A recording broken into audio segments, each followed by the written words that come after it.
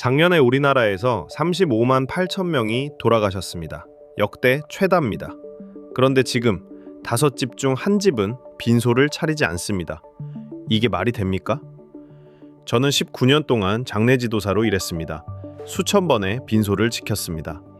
새벽 3시에 병원 안치실로 뛰어간 게 몇 번인지 세지도 못합니다. 그런 제가 요즘 유족과 첫 통화를 하면 이런 말을 듣습니다. 빈소는 안 차릴게요. 19년 전이라면 상상도 못할 말이었습니다. 처음 이 말을 들었을 때 저는 제가 잘못 들은 줄 알았습니다. 그래서 다시 여쭤봤습니다. 빈소를 안 차리신다고요? 지금은 하루에도 몇 번씩 듣습니다. 사람들은 이걸 이렇게 설명합니다. 장례식이 너무 비싸서. 절반은 맞습니다. 그런데 19년 동안 이 일을 한 사람으로서 말씀드리면 돈은 마지막 이유입니다. 장례식은 예전에도 비쌌습니다. 20년 전에도 부담이었고 10년 전에도 부담이었습니다. 그런데 그때는 다들 했습니다. 그럼 뭐가 바뀐 겁니까? 오늘 그 얘기를 하겠습니다. 제가 현장에서 본 이유 5가지입니다. 그리고 미리 말씀드립니다. 첫 번째가 제일 중요합니다. 이거 하나만 이해하시면 나머지는 저절로 설명됩니다. 먼저 현재 상황부터 보겠습니다. 업계에서는 무빈소 장례가 전체의 15%에서 20% 정도까지 올라온 것으로 봅니다. 공식 통계는 아직 없습니다. 다만 현장 체감으로는 그 언저리가 맞습니다. 5집 중 1집. 1년 전만 하더라도 이 문장을 믿지 않았을 겁니다. 여기에 가족장까지 더하면 훨씬 커집니다. 빈소는 차리되 부고를 아주 좁게만 알리는 방식이죠. 이건 이제 소수가 아닙니다. 돈을 보겠습니다. 일반적인 3일장 1,200만 원에서 2천만 원입니다. 지역과 규모에 따라 다릅니다만 대형 장례식장에서 조문객 좀 오시면 이 정도 나옵니다. 무빈소로 하면 200만 원대로도 됩니다. 숫자만 보면 답이 뻔해 보이죠? 그런데 여기서 하나만 짚겠습니다. 3일장이 1,200만 원인 건 옛날에도 부담이었습니다. 물가 생각하면 예전이 더 무거웠을 수도 있습니다. 그런데 왜 그때는 다 했고 지금은 안 합니까? 돈이 없어서 안 하는 게 아닙니다. 돈을 쓸 이유가 사라졌기 때문입니다. 그 이유가 뭐였는지 하나씩 보겠습니다. 통계청 자료를 보다가 제 손이 멈춘 숫자가 있습니다. 2024년에 돌아가신 분들 중 80세 이상이 54.1%입니다. 절반이 넘습니다. 10년 전과 비교하면 15.3%포인트 올랐습니다. 이게 무슨 뜻인지 잠깐만 생각해 보십시오. 이제 우리나라에서 사람이 죽는다는 건 대체로 80이 넘어서 죽는다는 뜻입니다. 자, 그러면 85에 돌아가신 아버님의 장례식을 한번 상상해 보십시오. 직장 동료? 은퇴하신 지 25년입니다. 그 회사에 아버님을 아는 사람이 남아 있겠습니까? 동창. 85이면 동창들도 85입니다. 상당수는 이미 먼저 가셨습니다. 살아계신 분들도 거동이 어려우십니다. 부고를 받아도 못 오십니다. 동네 친구? 아파트로 이사 다니면서 그 관계는 예전에 끊겼습니다. 거래처, 사업관계? 30년 전 얘기입니다. 남는 게 누굽니까? 자식과 손주뿐입니다. 19년을 하면서 제가 도달한 결론이 이겁니다. 사람이 오래 살면 그 사람의 관계망이 그 사람보다 먼저 죽습니다. 60에 돌아가시면 장례식장이 꽉 찹니다. 아직 현역이니까요. 회사가 오고 친구가 오고 거래처가 옵니다. 그런데 85에 돌아가시면 부를 사람이 없습니다. 300명 받을 빈소를 왜 빌립니까? 광주분이 부고를 돌리시는 걸 옆에서 본 적이 있습니다. 아버님 수첩을 펴놓고 한 명씩 전화를 거시더군요. 저는 접수대를 정리하면서 그 통화를 다 듣게 됐습니다. 첫 번째 전화. 아, 그분 재작년에 돌아가셨어요. 두 번째 전화. 아드님이 받으시더니 아버지가 지금 요양원에 계셔서요. 말씀은 전하겠습니다. 세 번째는 없는 번호였습니다. 그렇게 10통 넘게 거셨는데 통화가 된 게 2분이었습니다. 그리고 그 2분도 못 오신다고 하셨습니다. 상주분이 수첩을 덮으시면서 저한테 그러시더군요. 아버지가 오래 사셨네요. 원망도 아니고 슬픔도 아니었습니다. 그냥 사실을 확인하신 목소리였습니다. 그날 저는 처음으로 이런 생각을 했습니다. 우리가 빈소를 못 채우는 게 아니라 채울 사람이 이 세상에 안 계신 거구나. 여기서 꼭 말씀드리고 싶은 게 있습니다. 많은 분들이 무빈소가 느는 걸 두고 이렇게 말합니다. 요즘 사람들이 정이 없어서. 업계 안에서도 그렇게 말합니다. 틀렸습니다. 정이 없어진 게 아닙니다. 인구 구조가 바뀐 겁니다. 80 넘어 돌아가시는 분이 절반을 넘는 사회에서는 장례식이 자동으로 작아집니다. 이건 캠페인으로도 마케팅으로도 도덕적인 호소로도 되돌릴 수 없습니다. 참고로 일본은 이 구간을 우리보다 먼저 지났습니다. 지금 일본에서 가장 많이 치러지는 장례가 가족장, 정확히 50%입니다. 그리고 일본 업계도 처음엔 정이 없어져서 라고 설명했습니다. 결국 인구 문제였습니다. 이건 좀 불편한 이야기일 수 있습니다. 그런데 이걸 말씀드려야 앞뒤가 맞습니다. 한국 장례식 빈소에 오는 조문객들 대부분 고인을 모릅니다. 생각해 보십시오. 여러분이 마지막으로 간 장례식을 떠올려 보십시오. 고인을 아셨습니까? 아마 아닐 겁니다. 친구 아버지, 직장 상사의 어머니, 거래처 부장님의 장인어른. 즉, 조문객은 고인의 손님이 아니라 상주의 손님입니다. 19년 동안 접수대 옆에 서서 방명록을 받습니다. 거기 적히는 건 고인을 아는 사람들의 이름이 아닙니다. 상주의 인간관계가 적힙니다. 솔직하게 말씀드리겠습니다. 한국의 3일장은 오래전부터 고인을 추모하는 자리이자 동시에 상주의 사회적 위치를 확인하는 자리였습니다. 조문객이 몇 명 왔는지가 상주의 체면이었습니다. 화환이 몇 개 들어왔는지, 어느 회사 이름이 붙었는지가 이야기가 됐습니다. 저는 이걸 비난하려는 게 아닙니다. 그게 나쁜 것도 아니었습니다. 그 시절엔 그게 공동체가 슬픔을 나누는 방식이었으니까요. 다만 이걸 인정해야 다음 이야기가 이해됩니다. 접수대에서 조문객 한 부리를 안내하고 있는데 상주분이 저한테 조용히 물으셨습니다. 저분들 누구예요? 저는 좀 당황했습니다. 상주분 손님인 줄 알았거든요.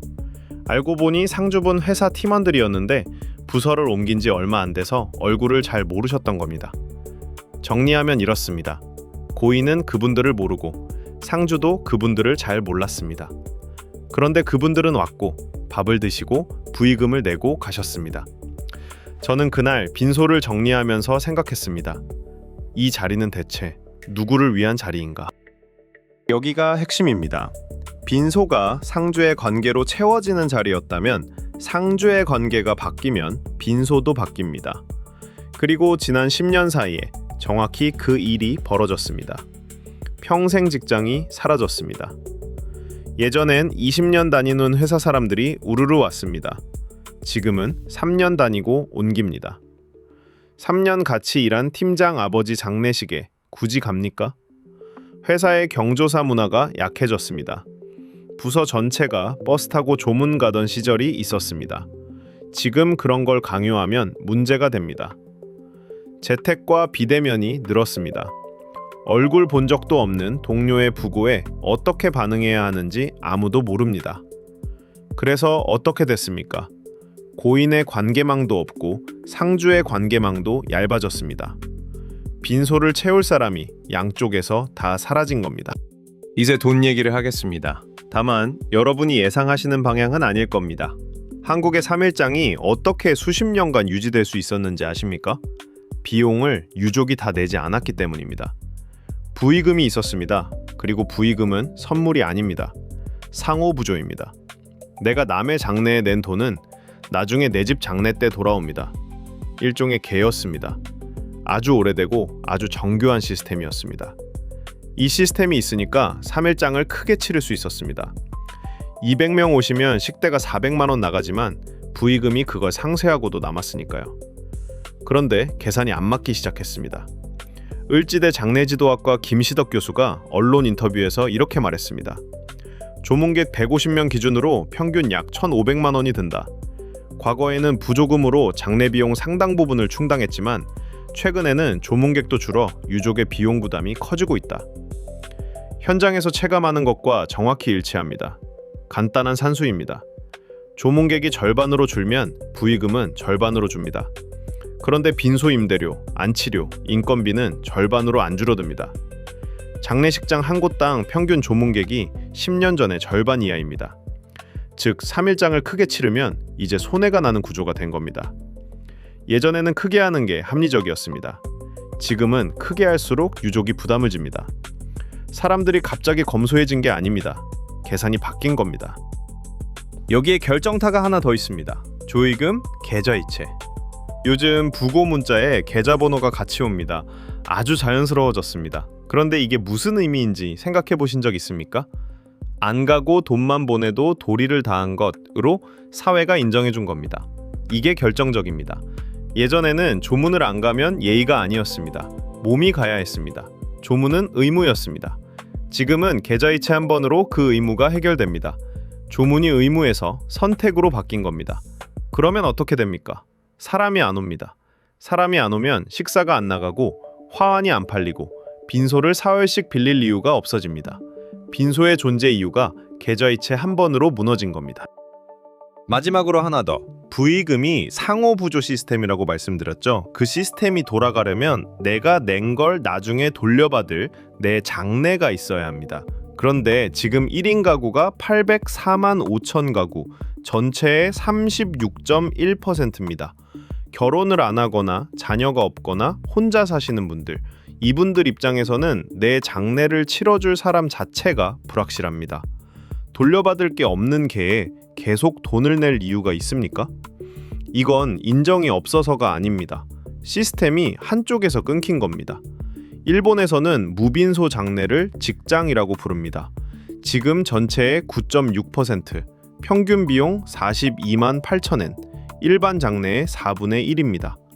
우리 무빈소가 15%에서 20%라면 이 항목은 우리가 이미 일본을 앞질렀을 가능성이 있습니다. 네 번째 이유는 아주 현실적인 겁니다. 그리고 제가 아는 한 이걸 얘기하는 사람이 거의 없습니다. 3일장은 체력이 있어야 합니다. 무슨 말이냐면 3일장 동안 빈소는 비울 수가 없습니다. 조문객이 언제 오실지 모르니까요. 새벽 2시에도 오십니다. 그래서 누군가는 계속 빈소를 지켜야 합니다. 옛날에는 그게 가능했습니다. 형제가 넷, 다섯이었으니까요. 사촌들까지 오면 10명이 넘었습니다. 교대로 잤습니다. 한 사람이 빠져도 티가 안 났습니다. 지금은요? 2024년 기준 우리나라 평균 가구원 수는 2.2명입니다. 형제가 하나거나 아예 없는 경우도 많습니다. 상주가 1명, 많아야 2명입니다. 그 한 사람이 사흘 밤을 새워야 합니다. 한번 상상해 보십시오. 부모님이 돌아가셨습니다. 슬픕니다. 그런데 슬퍼할 시간이 없습니다. 사흘 동안 계속 절을 하고 인사를 하고 식사 안내를 하고 밤에는 빈소를 지켜야 합니다. 본인도 나이가 60입니다. 85에 돌아가신 부모님의 자식이면 그 정도 나이입니다. 60 넘은 사람이 사흘 밤을 새우는 겁니다. 둘째 날 새벽이었습니다. 접객실에 상주분이 앉아 계셨는데 코피가 흐르고 있습니다. 외아들이셨습니다. 친척들도 아이들 때문에 못 올라오신 상황이었고 사실상 혼자 사흘을 감당하고 계셨습니다.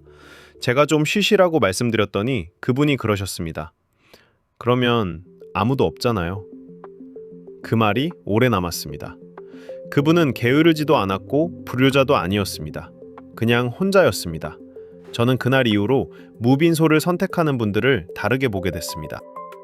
무빈소를 선택하는 분들을 두고 요즘 자식들은 성의가 없다고 하는 말을 저는 여러 번 들었습니다. 업계 안에서도 들었습니다. 감히 말씀드립니다. 성의가 없어서가 아니라 못 버텨서 선택하는 경우도 많습니다. 마지막 이유입니다. 앞에 4가지는 사실 코로나 전부터 쌓여 있었습니다. 고령화도, 관계망 붕괴도, 부의금 계산도, 형제수 감소도 전부 진행 중이었습니다. 그런데 아무도 못 바꿨습니다. 왜냐하면 장례는 크게 치러야 한다는 게 금기였기 때문입니다. 작게 하면 불효라는 말을 들었습니다. 친척들이 뭐라고 했습니다. 그래서 다들 손해인 걸 알면서도 했습니다. 그런데 코로나가 왔습니다. 강제로 작게 치렀습니다. 조문객 인원이 제한됐고 식사 제공이 막혔고 사람들이 오지 못했습니다. 그리고 무슨 일이 벌어졌습니까? 아무 일도 안 일어났습니다. 아무도 욕하지 않았습니다. 친척들도 이해했습니다. 고인이 서운해하지도 않았습니다. 그리고 유족들은 훨씬 덜 지쳤습니다. 전 국민이 동시에 학습한 겁니다. 아, 안 해도 되는구나. 한번 깨진 금기는 다시 붙지 않습니다. 여기서 공정하게 하나 말씀드리겠습니다. 일본의 2024년 조사를 보면 오히려 반등했습니다. 가족장이 55.7%에서 50%로 줄고 대규모 일반장이 25.9%에서 30.1%로 늘었습니다. 코로나가 끝나니 다시 커진 겁니다. 그러니까 무조건 계속 작아진다는 말은 정확하지 않습니다. 다만 하나만 기억하십시오. 장내가 다시 커진 바로 그 해에 일본 장내업체 도사는 사상 최다를 기록했습니다. 한 번 바뀐 구조 위에서 잠깐 올라온 것과 예전으로 돌아간 것은 다릅니다. 정리하겠습니다. 빈소가 사라지는 이유 5가지. 하나, 80 넘어 돌아가시는 분이 절반이 넘어서 조문 올 사람이 이미 세상에 없습니다. 둘, 빈소를 채우던 건 상주의 관계였는데 그 관계도 얇아졌습니다. 셋, 부의금이라는 상호부조 계약이 깨져서 크게 할수록 손해입니다. 넷, 형제가 줄어서 사흘을 버틸 사람이 없습니다. 다섯, 코로나가 안 해도 된다는 허락을 해줬습니다. 이 중에 되돌릴 수 있는 게 하나라도 있습니까? 없습니다. 그래서 저는 이 흐름이 계속될 거라고 봅니다. 그럼 이게 나쁜 변화냐? 저는 아니라고 생각합니다. 솔직히 말씀드리면 기존의 방식이 여러 가지 이유들로 인해 너무 비싸다고 생각했습니다. 이제는 장내도 투명해져야 하고 상황에 따라 간소화하는 등 방법이 다양해져야 되지 않을까? 그런 생각을 여러 번 했습니다. 다만 2가지가 걱정됩니다. 첫째, 애도의 시간이 같이 사라지는 것. 3일장의 진짜 기능이 뭐였는지 아십니까? 접객이 아닙니다. 실감하게 하는 것이었습니다. 사흘 동안 빈소에서 영정을 보고 사람들에게 그 이야기를 반복해서 하고 장례식장에서 자면서 추억하고 기억하며 죽음을 받아들입니다. 그 사흘이 뇌가 현실을 인정하는 시간이기도 합니다. 무빈소로 하면 하루 만에 끝납니다.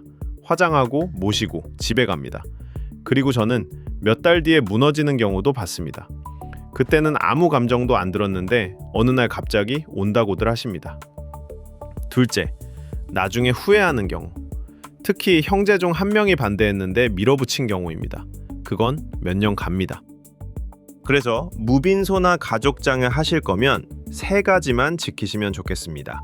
하나, 가족 전원이 합의하십시오. 한 명이라도 반대하면 나중에 그게 남습니다.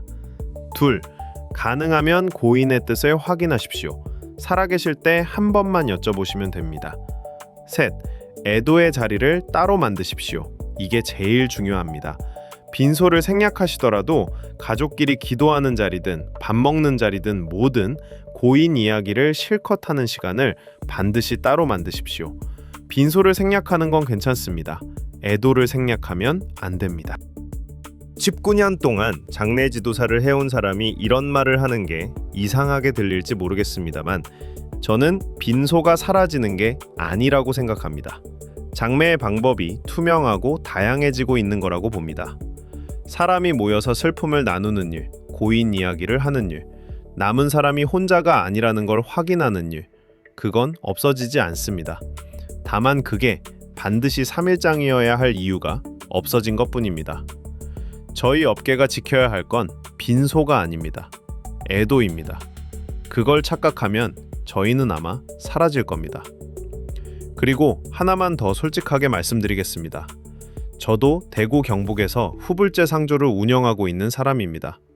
그래서 오늘 드린 이야기들이 남 얘기가 아니라 제 얘기이기도 합니다. 다음 시간에는 앞으로 장례업계가 어떻게 달라져야 하는지 그 생각을 좀 더 나눠보려고 합니다. 시청해주셔서 감사합니다.